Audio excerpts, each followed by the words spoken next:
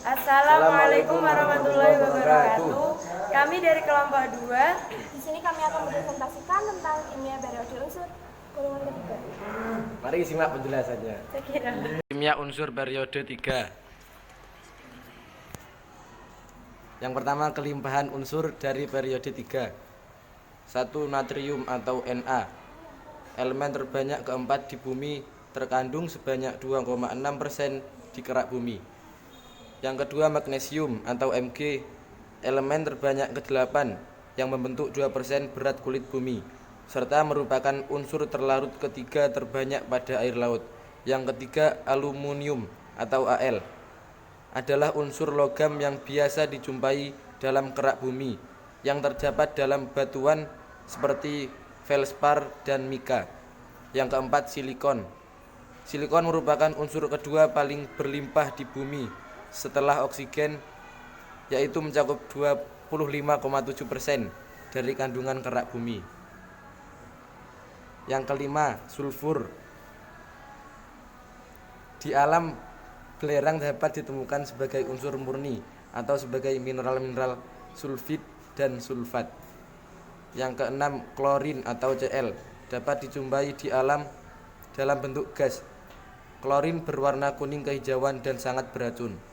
Yang terakhir yakni argon atau Ar. Terdapat sekitar 1% argon di atmosfer. Proses pembuatan atau isolasi unsur dan senyawa penting. Natrium atau Na. Pembuatan natrium dapat dilakukan dengan proses Downs, yaitu elektrolisis lelehan NaCl. Air asin yang mengandung NaCl diuapkan sampai kering, kemudian padatan yang terbentuk dihancurkan untuk kemudian dilelehkan. Magnesium atau Mg. Magnesium dapat diperoleh melalui proses Downs. Magnesium diendapkan sebagai magnesium hidroksida dengan menambahkan CaOH2 ke dalam air laut. Aluminium atau Al. Aluminium diperoleh dari elektrolisis bauksit yang dilarutkan dalam kriolit cair. Proses ini dikenal dengan proses Hall-Héroult.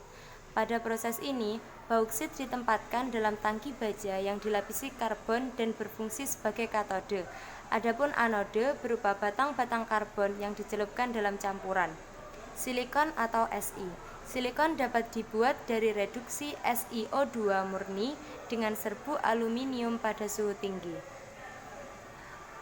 Proses pembuatan atau isolasi unsur dan senyawa penting.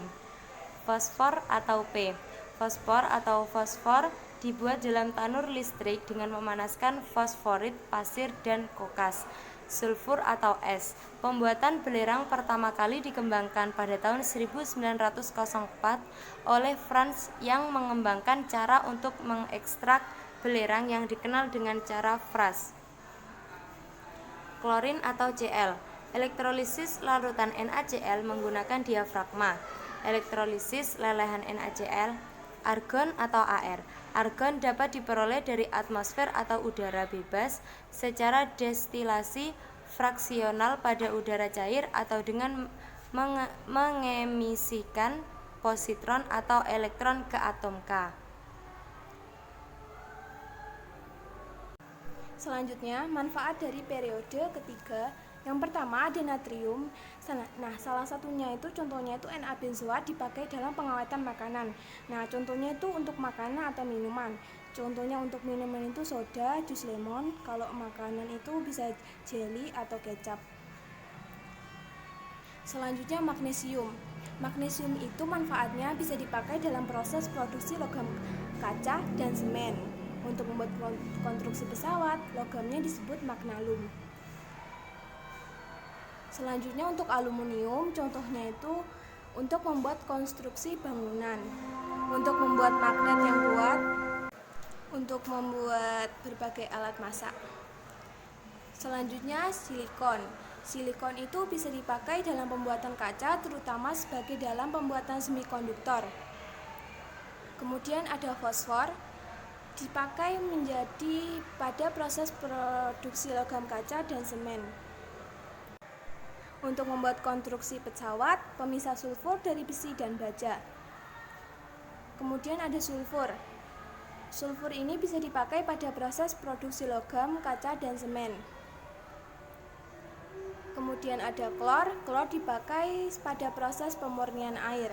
Dipakai untuk membunuh bakteri pada air minum, menghilangkan tinta pada proses daur ulang kertas.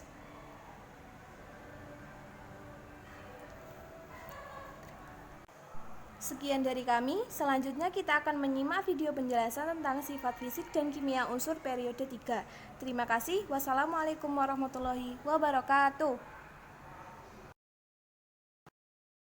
Kita bahas tentang kelimpahan unsur-unsur periode ketiga. Yang pertama adalah unsur natrium. Di kerak bumi sebesar 22.700 ppm, di air laut 10.600 ppm, sumbernya adalah halit. Yang kedua adalah magnesium. Di kerak bumi 27.460 ppm, air laut 1.300 ppm, dan sumbernya adalah dolomit.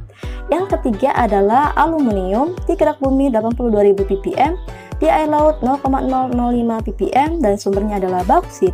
Yang selanjutnya adalah silikon. Di kerak bumi 270 ppm, di air laut 0 ppm, dan sumbernya adalah ortoklase dan kuarsa. Yang selanjutnya adalah fosfor. Di kerak bumi dan di air laut 0 ppm, sumbernya adalah fosfofurit. Next, kita ke unsur belerang. Di kerak bumi 404 ppm, di air laut 0 ppm, sumbernya adalah timbal gas dan seng blending. Berikutnya ada unsur klor.